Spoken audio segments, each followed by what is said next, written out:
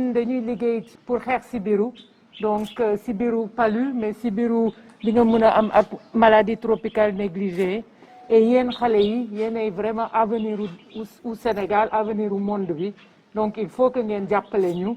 ngeen di déglu bu baax liñ leen di wax comme ça yéen suba di ngeen mën a nekk ñooñu di jàngal ñeneen mag yi tamit gis naa ni am na yu bëri jigéen yi yéenay tey kër yi ci yéen la ñuy compter tamit pour li ngeen di dégg fii ngeen mun ko yóbbu seen kër jàngal ñeneen comme ça ñun ñëpp mun nañu nekk am yar bu wéram bu baax tane nekk en bonne santé mun a am vie bu productive donc pour loolu vraiment maa ngi leen di remercier yéen ñëpp ci temps bi ngeen jël tey maa ngi remercier district bi maa ngi remercier école bi maa ngi remercier El Hadj moom moo ñu fi indi et puis maa ngi leen di nekk ñun bëgg nañu liggéey ak yéen lu yàgg ak lu yàgg alkujaay donc vraiment ñu ngi fi pour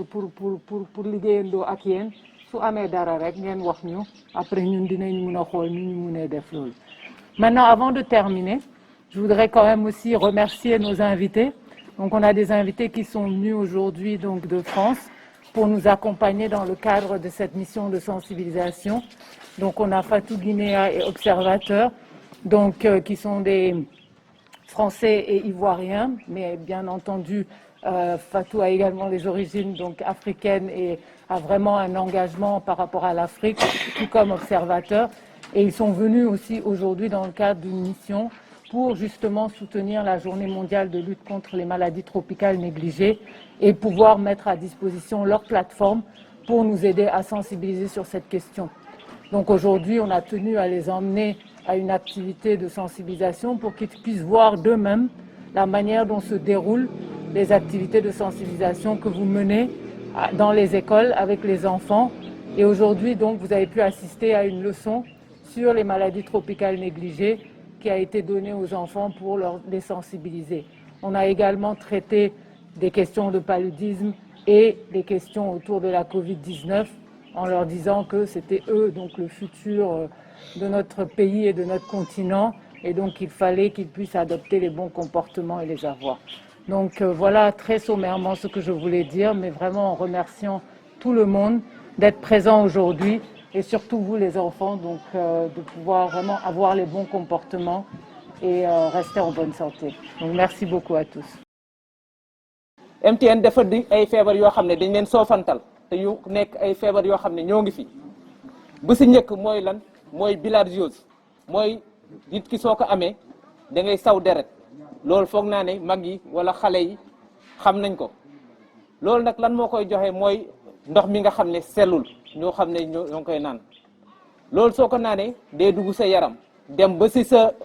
bërëbu tuurekaayu ndox bi créer fa ay lésions ay góom yoo xam ne soo dee saw day génnee deret loolu muy benn leneen li mooy xuuxaan mooy gis ngeen ko si ay image yoo xam ne ñoo ngi ko doon def si campagne bi nga xam ne passé na mooy campagne bi ñu doon joxe ay per yi ñu doon joxe bii passé muy xuuxaan mooy ngeen baal ma si terme bi si góor yi lay dal seen xuur yi day gën a rëy ngeen baal ma si terme yi noonu lay ñëwee si góor ñi leneen li mooy tànku ñay mooy tànk yi day rëy nga jékki-jékki loolu foog naa ne yéen mos ngeen si gis au moins kenn koo xam ne am na ko kenn koo xam ne tànk yi day rëy leneen li mooy wàllum saan yi si xale yi lañ koy gën a gis parce que soo leen seetloo xale yi ñu bëri ñoo xam ne yàqal na leen seen i njàng dem nañ ba dugg école waaye dootuñu continuer seen i njàng parce que dañu am feebaru saan boobu su leen jàppee day dem ba wàññi seen deret boobu dina tax ba dootuñu concentré wu suñu dee dem école ñu naan xale bi dafa nilaar fekk na yow saan yu mu am noonu kese la moo taxoon campagne bu ñu doon def ñu insister si loolu noonu ba gisoon nañ si ñoo xam bi ñu leen joxee garab yi jot nañoo génnee saan yooyu noonu donc loolu di avantage yu garab yi nga xam ne dañ leen koy jox tamit leneen li mooy wàllum sibiru bi palu loolu tamit il faut ñu waxtaan si tamit parce que tamit dafa di loo xam ne am na période yoo xam ne si lay gën a bëri te tamit année bi yëpp tamit dañ koy gis ba léegi sax soo demee si dëkk bi da ngay gis ñoo xam ne ñoo ngi am palu muy sibiru li ñu si mën a aar mooy lan mooy takk moustiquaires yi surtout moustiquaires yi su nekkee ñi nga xam ne dañu am ñuy door a juddu ba am juróomi at ñooñu dañ leen di may moustiquaires yi duñ ko jënd sax soo demee hôpital dañ leen koy may ñeneen ñi mooy jigéen ñi nga xam ne dañu won lor ñooñu suñ demee si hôpital yi tamit dañ leen koy may duñ ko jënd leneen li mooy képp ki nga xam ne bëgg na moustiquaire soo demee si hôpital yi wala si poste de santé boo dem dañ koy jaay téeméer kese lañ koy jaayee amul yeegul ñaar téeméer ak yeneen kon loolu xam nga ne c'est accessible tamit il faut que ñu koy takk parce que moustiquaire bi soo ko jëndee tamit te takkoo ko day mel ne yow li ngay kii jëfandikoo woo ko kon dañ ko war a takk guddi gu nekk bés bu nekk si at bi yëpp te ñëpp tamit famille bi yëpp muy mag ak xale yi ñëpp di si fanaan période corona bi Covid bi ñu xam ne moo ngi si biir dëkk bi moo ngi si Sénégal si monde bi di si biir Xombol parce que chaque jour suñu dee joxe léegi information yi di ngeen dégg Xombol ne dinañ ko wax au moins benn yoon benn cas si biir Xombol loolu tamit ñoo ngi leen di ñaax soo leen demee seen kër yi yéen élèves yi ngeen gën a sensibiliser parce que yéen a war a nekk porteur de message soo leen demee seen kër yi képp koo xam ne gis ngeen takkul masque ngeen nekk mu takk masque di raxasu fréquemment di bañ di jegeyantoo bu bëri nuyoo yeeg yooyu noonu yëpp dañ koo aaye fu mu nekk nii kon yéen su ma gisee ay xale ay ndaw yoo xam ne takkuñu masque damay tiit parce que yéen a war a dem jàngal mag yi ne leen lii ak lii la ñuy def parce que ñoom lay gën a lor mën naa am xale yi du leen gaañ waaye yéenay jël feebar bi dem di leen koy jox suñu maam yi ak suñu papa yi te da leen gaaw a lor loolu tamit il faut ngeen conscientiser aussi soo demee si kër yi tamit ngeen waxtaan si seen ak parents yi pour ngeen di mën di si takk masque soo leen ñëwee école wala soo leen nekkee si mbedd mi foo leen toll tamit da ngeen di war di takk masque.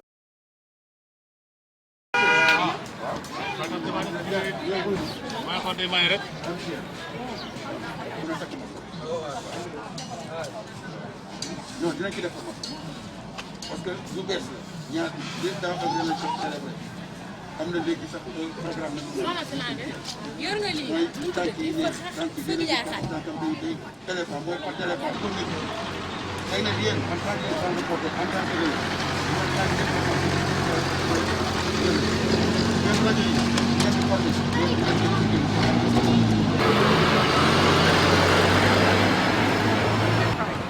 dañ ci def formation Ismaël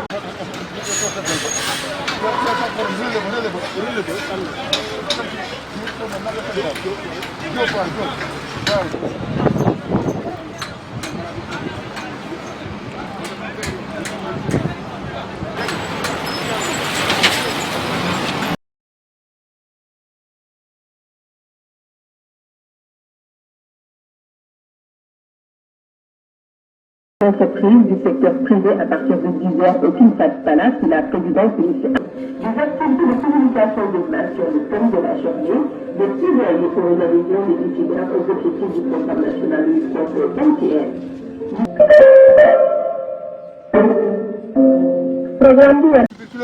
Programme national de lutte contre le paludisme, programme national de lutte contre le VIH, am na aussi programme national de lutte contre le MTN mais boobu programme ñu ne guñ ko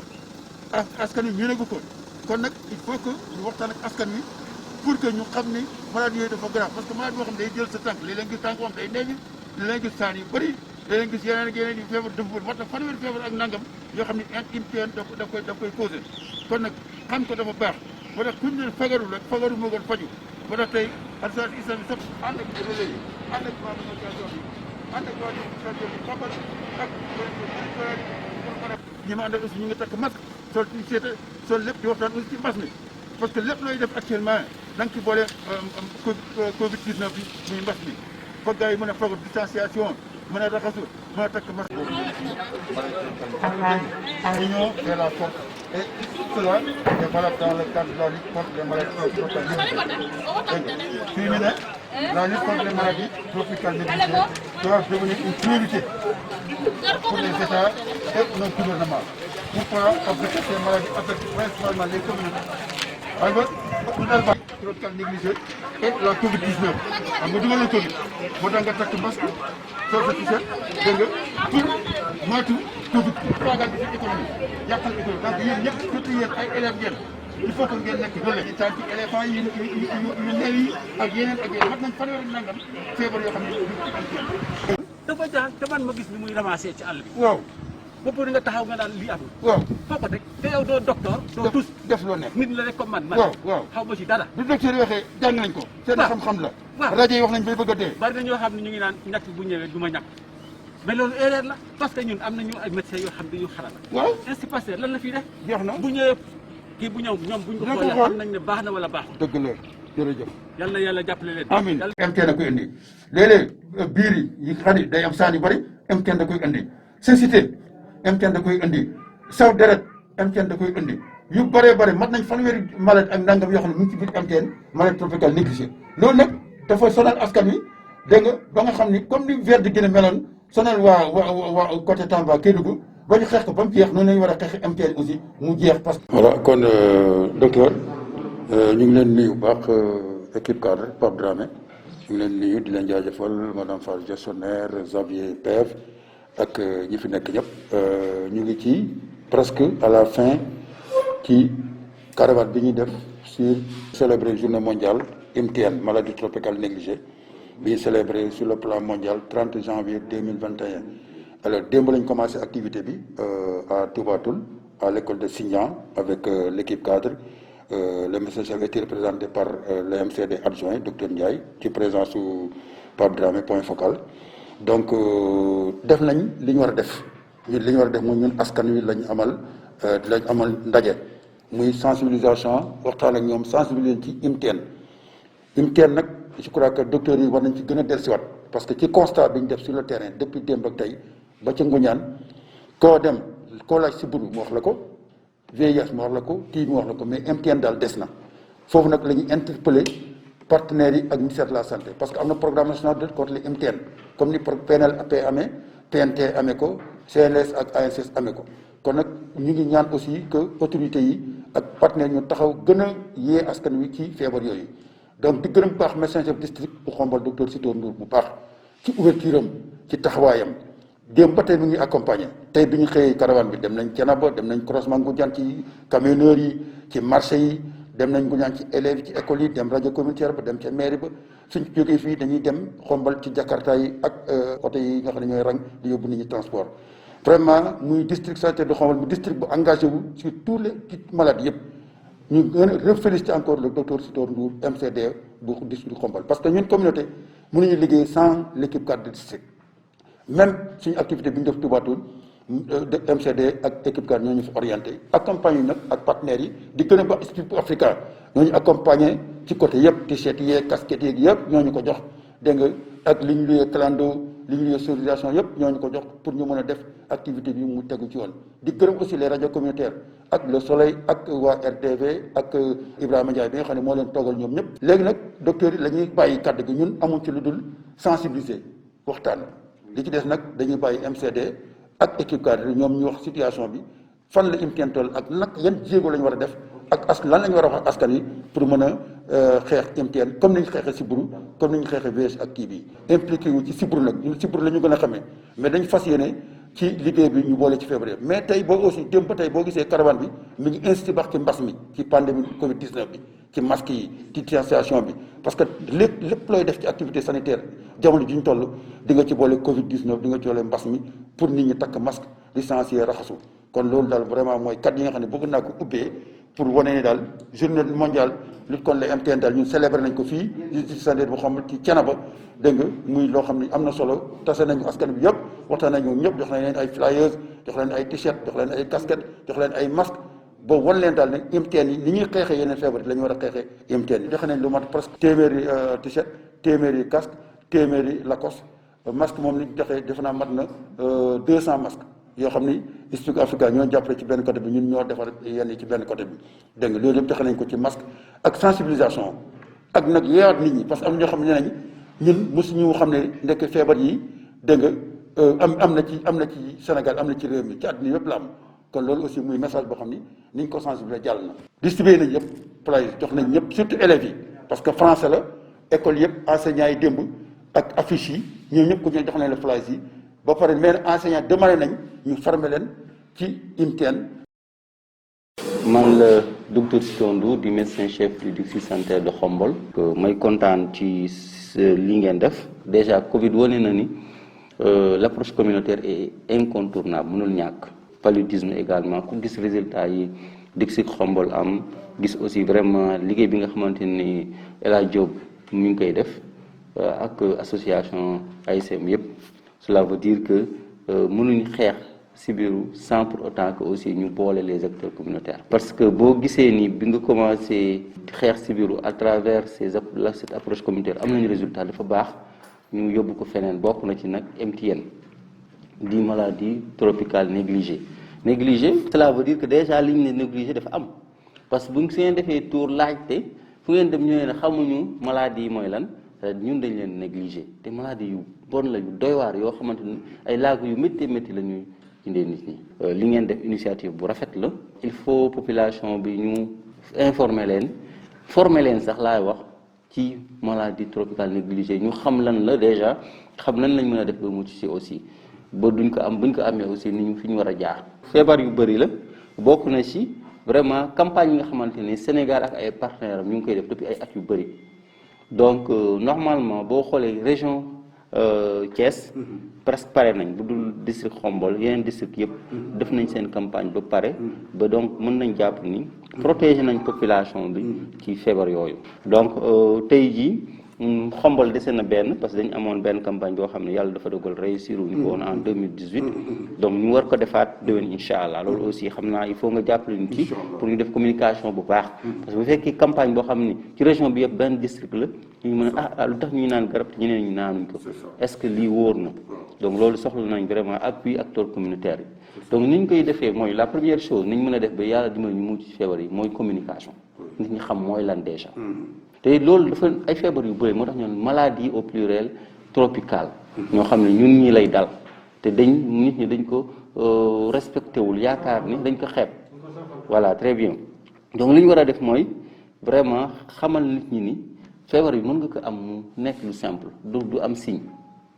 mais par exemple mën na dem ba tax nit ki dootu mën a gis gumba complètement wala mu nekk loo xam ne day nekk ci say cër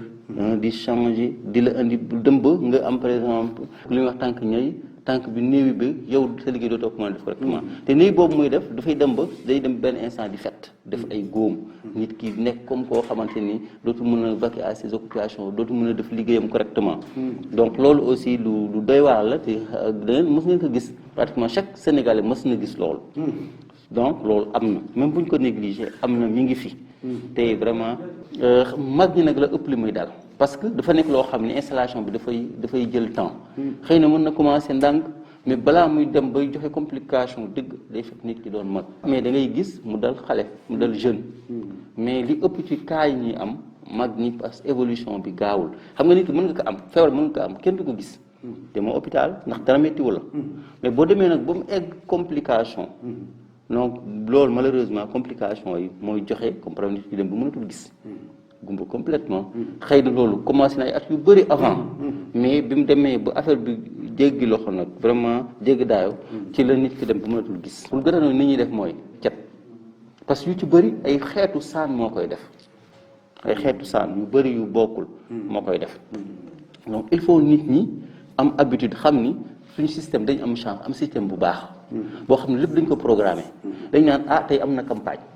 mais bu fekkee nit ki bu feebaree da ngay dem ci poste ba bu poste ba ñëwee ne tey dafa am campagne ñu war a ñàkk xale yi war nga xam ne kii lu baax ci ñun la bëgg te même semaine passée ñu amoon nañ genre campagne boo xam ne ministère moo ñu jàppale woon 4 jours ci ay poste ci biir district di leen jox ay vitamine A nga xam ne kooku day tax nit ki dëgër boobu mën na tax doomu jàngoro bu ñëw sax mu xeex ko te gis nañ ni district poste yu mel ni Njaxu poste yu mel ni Touba Toul poste bu mel ni Ngoundiane malheureusement dañ ci am tuuti problème donc loolu il faut xam nga ku wax poste de santé Touba Toul ak ni mu toll bu fekkee am na problème day doy waar Kër Yaba aussi amuñu objectif yu baax donc loolu il faut nit ñi dimbali ñu ba buñ ñëwee pour def vaccination ñu koy def di yóbbu seen xale yi ñu leen di vacciner bu vaccination bi jeexee am na supplémentation vitamine A boo am ne day continuer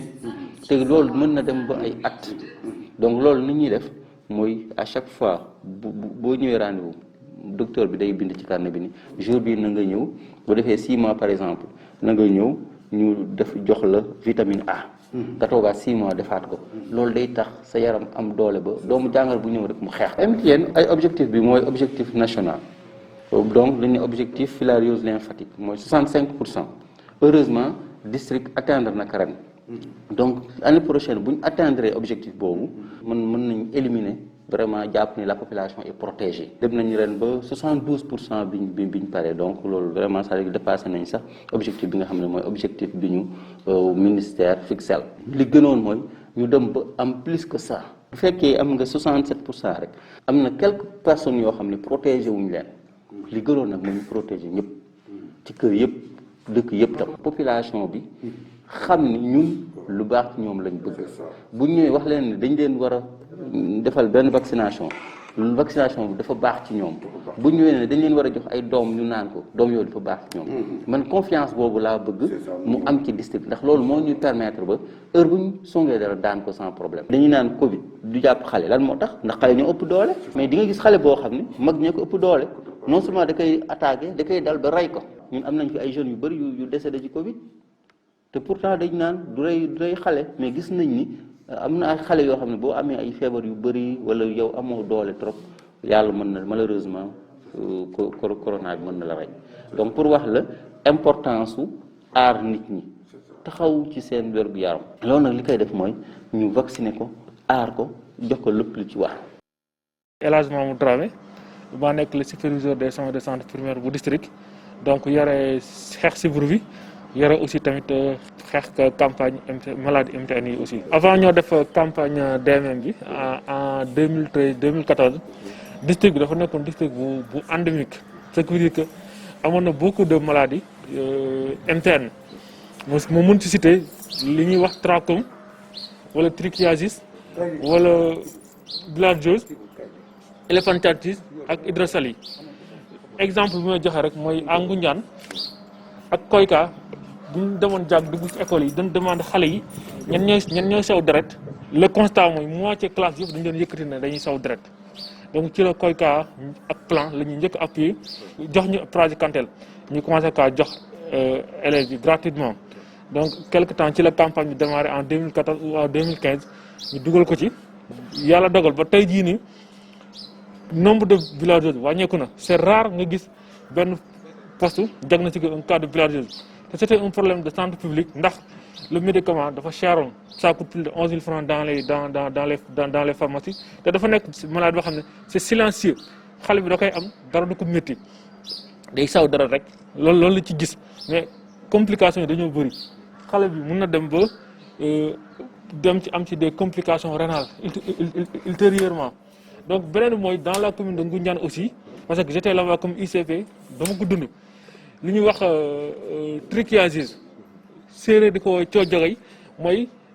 dañuy am impression que bët yi dafa am karaw dañ doon gis ne dañ ko doon rocce xale yi dañ doon dem di ko rocce léegi ak partenaire bi ñu def fa des opéré jàppale nit ñi ba léegi fi mu toll trichiasis wàññeeku na MTN tamit li ko gën a favoriser mooy seet lañu ko nous sommes un pays pauvre boo bëggee xeex MTN da ngay xeex pauvreté ndax yenn maladie dafa lié il faut nga am ndox ak civil ndox mi doy nit ñi am forage ndox mi jaar donc pour dem gis ne nit ñi dañu am problème mu ndox donc malade MTN yi dañuy bëri ndax ndox bu amul hygiène mënul am assainissement mënul am donc problème ndox boobu noonu moom moo doon indi trachome léegi bilharziose aussi mooy bu tawee seet nañu dafay am ay taataana dafay am ay déeg wala manque ndox mi jigéen ñi dañuy dem di fóoti ci déeg yi bu ñu demee ci déeg yi fekk benn xale boo xam ne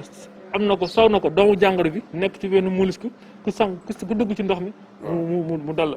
donc loolu aussi ci prévention yi aussi ñuy ñaax xale yi nañu moytu di sangu ci déeg yi jigéen ñi aussi tamit nañu moytu di fóot di ñu wax collectivité territoriale aussi ñu dimbali askan bi ñu am ndox mu doy parce que MTN boo ko bëggee xeex il faut nga jëlee nga fexe ñu am ndox mu doy aussi lavage des mains aussi dafa am solo surtout lu mel ni feebaru parasitose yi feebaru saan yi salte moo koy gën a joxe doomu jàngoro bi ci suuf si lay dund xale yi bu ñu wàccee dañuy raxas seen loxo ba mu set wàcc jigéen ñi nga xam tamit dañuy nekk ci kër yi aussi tamit di togg ñoom it nañuy faral di raxas seen loxo même bu xale bu ñu laabee xale bi sax nañ ñëw raxasaat seen loxo yi wala tamit ñam yi tamit nañ koy ub parce que ngelaw li dafay ñëw dafay soulever doomu jàngoro ji doom dugg ci li ñuy lekk moo tax parasitose yi gën a bëri te parasitose aussi dafa bëri ay complications dafa bëri ay conséquences boo xoolee xale bi nga xam ne am na ko dafay feebar bu feebaree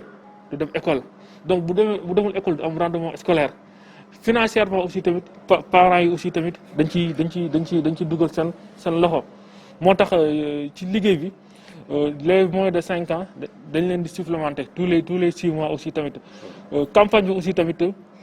projet Kantel kii moom ci tamit mais albendazole aussi dina tax aussi tamit du mun a déparasiter population bi yëpp ci feebaru sànni parce que on vit dañuy dund ak moom parce que si suñu alimentation on a un problème d'hygiène di hygiène bi aussi dafa des donc moo tax feebar yëpp daf ñu sanal ba tax ne ku ci nekk juróom benn weer yi nekk war nga mën a déparasiter sa boobu boo xoolee MTN yi ils sont au nombre de 20 mais actuellement Sénégal 12 ñoo ci endémique donc quelque rek ñi nga xam ne ñoom ñoo fi gën a fréquent moom laa leen di soteel mooy lu mel ni bilharziose mooy xale yu sew deret les parasiteuses mooy ñu am saan am na tamit lu ñuy wax éléphantiasis tànk yi nga xam ne tànk ñaay lañ te man ba muy nekk ICP amoon naa ci benn cas boo xam ne man maa ko diagnostiqué woon mais malheureusement xale la ay moins de 35 ans décédé na bu yàggul trachome aussi tamit mooy feebaru bët yi ak trichiasis aussi séeréer di ko wooyee coo jógey lèpre aussi tamit feebaru ngaanam bi tamit ci kii la bokk waaw ci MTN yi la bokk trachome feebar yu bëri nañ lool la filariose lymphatique boobu aussi tamit li koy joxe mooy doomu jàng bu joxe sibbiru moom moo koy anophèle bi tamit moom moo koy joxe même kii bi la donc moo ngi fi ñoo ngi moom tamit boo xoolee MTN paludisme aussi tamit c'est vrai que partenaires yi ñoo ngi ciy def mais maladie tropicale la donc mais maladie tropicale mais c'est pas négligé parce que partenaires yi ñoo ngi ciy jàpp bu baax daal donc bëri na liste bi bëri na donc ñooy gën a fréquent rek dañ leen jox